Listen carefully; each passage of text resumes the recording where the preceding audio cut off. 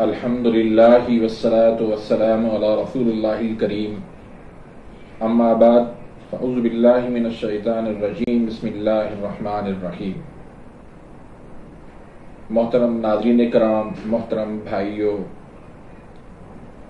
مردانہ کمزوری اس دور کا سب سے بڑا مسئلہ بن چکا ہے اور ہر آنے والا نیا دن اس کمزوری میں اضافہ کرتا چلا جا رہا ہے۔ حالانکہ فیس بک پہ اور اخبارات کے اندر، میڈیا کے اندر سب سے زیادہ جو بکنے والی دوائی ہے وہ بھی مردانہ کمزوری کی ہے۔ لوگ جو ہے اس نام پہ اپنا علاج چلاتے ہیں، اپنی حکمت چلاتے ہیں، لیکن کوئی ایسا شخص نہیں ہے جو یہ کہہ دے کہ ہاں فلاں جگہ سے میں نے دوائی لی تھی، مجھے فائدہ ہوا۔ شاید کوئی 100 میں سے کوئی ایک شخص ایسا ملے گا، ورنہ سارے کے سارے جو ہے وہ یہی بات کہنے پہ مجبور ہیں کہ سب فراڈ ہے، سب جھوٹ ہے، سب لوٹ مار ہے۔ اور حقیقتاً بھی کچھ اس طرح ہے۔ میں آپ کو یہاں پر کوئی دوائی دینے کے لیے نہیں آیا، میں حقیقت آپ کو بتانے کے لیے آیا ہوں کہ لوگ جو ہے اس نام پر اپنا کاروبار چلا رہے ہیں اور بیوقوف لوگ جو ہے وہ دھڑا دھڑ فیس بک سے اور اخبارات کے ذریعے آن لائن جو ہے وہ میڈیسن منگوا رہے ہیں، اور پھر جب وہ کھا لیتے ہیں فائدہ کیا کک ہونا ہے، مریض جو ہے وہ مسلسل بیماریوں میں مبتلا ہو جاتا ہے۔ اس کی وجہ یہ ہے کہ مرض کی تشخیص نہیں کی جاتی۔ کوئی بھی دنیا کا مرض ہے، اس کی وجہ تلاش کی جاتی ہے، اس کا سبب دیکھا جاتا ہے، اس کا کاز ڈھونڈا جاتا ہے، لیکن یہاں پر کچھ بھی نہیں ہے۔ اللہ نے ہر کسی کا مزاج اپنا بنایا ہے، دوائی کا مزاج اپنا ہے، ہر جڑی بوٹی کا مزاج اپنا ہے۔ آپ نے نہ مریض کی تشخیص کی، نہ مریض کی نبض دیکھی، نہ مریض کا مزاج دیکھا، آپ نے اٹھا کر اس کو پڑیاں دے دی، آپ نے اٹھا کر اس کو دوائی دے دی، آپ نے اٹھا کر اس کو نسخہ دے دیا۔ اللہ کی قسم یہ مریض کے ساتھ بہت بڑی زیادتی ہوئی۔ ایک چیز اگر مریض کے اندر پہلے ہی زیادہ ہے، وہی چیز آپ اس کو دے رہے ہیں، اگر وہی چیز اس کے اندر بڑھے گی تو کیا ہوگا؟ سوزش ہوگی، ورم بڑھے گا، انفیکشن بڑھے گا، اور مریض جو ہے وہ مسلسل پھر بیماریوں کی طرف چلا جائے گا۔ تو انتہائی یہ غلط طریقہ ہے۔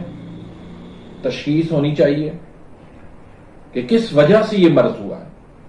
اب دیکھیں، مردانہ کمزوری کی مختلف وجوہات ہیں، کیوں یہ کمزوری ہوتی ہے۔ اس میں سب سے پہلی بات تو یہ ہے کہ بعض اوقات یہ موروثی بھی ہوتی ہے، خاندانی وراثت میں اس کو ملتی ہے یہ چیز، ایسا بھی ہوتا ہے۔ پھر اسٹریس لینے سے، ٹینشن لینے سے، حادثات آنے سے فوراً اثر جو ہے وہ مردانہ طاقت پہ پڑتا ہے۔ آپ یہ آزما کے دیکھ لیں، بیوی کے ساتھ آپ سوئے ہوئے ہیں، ٹینشن میں ہیں، پریشانی میں ہیں، کچھ بھی نہیں کر سکتے، اسٹریس کے اندر کچھ بھی نہیں کر سکتے، تو جو بیماری کا سبب ہے پہلے وہ دور کریں۔ جب تک وہ سبب دور نہیں ہوگا، آپ سونے کے کشتے کھا لیں، اللہ کی قسم کھا کے کہتا ہوں کہ کک فائدہ نہیں ہوگا۔ یہ ادویات جو ہے نا کھانا چھوڑ دیں کہ نفس کو جو ہے وہ لمبا کیسے کیا جائے، اس کو موٹا کیسے کیا جائے۔ بھائی اللہ سے ڈر جاؤ، ان کاموں میں کیوں پڑ گئے ہو؟ قدرتی جو عضو اللہ نے پیدا کیا ہے اس کے اندر کوئی بڑھوتری نہیں کر سکتا. ہاں الا اس صورت کے اندر کہ وہ بیماری کی وجہ سے اس کے اندر سکیڑ آ چکا ہے، سکڑ کے اس کے اندر تنگی آ چکی ہے، سکڑ کے وہ چھوٹا ہو چکا ہے بیماری کے سبب، پھر تو اس کا علاج ہوگا. اس سکیڑ کا صرف وہ نس کی سکیڑ کا علاج نہیں ہوگا، پوری باڈی کا اس کا سکیڑ ختم کیا جائے گا، تب علاج ہوگا.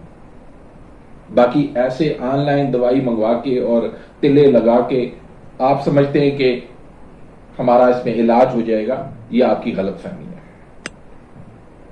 تو تیسری صورت یہ ہے کہ کثرت جماع، یہ سب سے بڑا مسئلہ ہے. اس کی وجہ سے مردانہ کمزوری ہو جاتی ہے. اب جب مادہ منی جب وہ کثرت سے خارج ہو جائے گا تو لازمی بات ہے کمزوری تو آئے گی. اب ایک بندے نے مشتدنی کی ہوئی ہے کثرت سے سالوں سال سے، تو لازمی بات ہے یار اس سے کمزوری ہو جائے گی. یا کچھ لوگ سمجھتے ہیں کہ بس دنیا کے اندر ہم آئے اس کام کے لیے ہیں، وہ کثرت جمع کرتے ہیں، کثرت ہم بستری کرتے ہیں، تو اس وجہ سے بھی کمزوری آ جاتی ہے. پھر کچھ لوگوں کے اندر عضلات کے اندر کمزوری ہوتی ہے، دل ان کا کمزور ہوتا ہے تو اس وجہ سے ان کے عضلات بھی کمزور ہو جاتے ہیں، پٹھے ان کے کمزور ہو جاتے ہیں، اس وجہ سے پھر وہ سختی، وہ ٹائمنگ وہ نہیں رہتی. اسی طریقے سے مادہ منی جب پتلا ہو جاتا ہے اس وجہ سے بھی مردانہ کمزوری ہو جاتی ہے. اب ہم سوچتے ہیں کہ ہم کون سی غذائیں ایسی استعمال کر رہے ہیں. دوسری طرف ہم دیکھیں کثرت سے ہمارا مادہ جو ہے وہ خارج ہو رہا ہے، لیکن غذا کچھ بھی نہیں ہے، وہی باہر کی چیزیں ہیں، فاسٹ فوڈ ہے، تلی ہوئی چیزیں ہیں. بھائی ان چیزوں سے طاقت نہیں ملے گی، ان چیزوں سے آپ کا مادہ منویہ جو ہے وہ نہیں بڑھے گا. تو مختلف وجوہات ہوتی ہیں، مختلف اسباب ہوتے ہیں، اس وجہ سے مردانہ کمزوری ہوتی ہے. بغیر تشخیص سے کسی سے بھی دوائی لینا، کسی کو دوائی دینا، میں سمجھتا ہوں یہ گناہ. آپ لوگ جو ہے دوسروں کو خود جو ہے وہ فراڈ کرنے کا موقع فراہم کر رہے ہیں. تو اللہ کے لیے اپنی درست تشخیص کروائیں، مجھ سے نہ کروائیں، کسی سے بھی کروا لیں. میں نہیں کہتا کہ آپ صرف مجھ سے ہی رابطہ کریں، کسی سے بھی آپ نے دوائی لینی ہے، لیکن اللہ کے لیے اپنی پہلے درست تشخیص کروائیں کہ میرے مرض کا سبب کیا ہے اور پھر اس کا درست علاج کیا ہے. اس مطابق آپ علاج کروائیں گے تو انشاءاللہ سالوں کی بات نہیں ہے، مہینوں کی بات نہیں ہے، دنوں کے اندر انشاءاللہ آپ کو فرق ملے گا. لیکن اگر آپ غلط طریقے سے اپنا علاج کروائیں گے تو اس کے ذمہ دار آپ خود ہیں.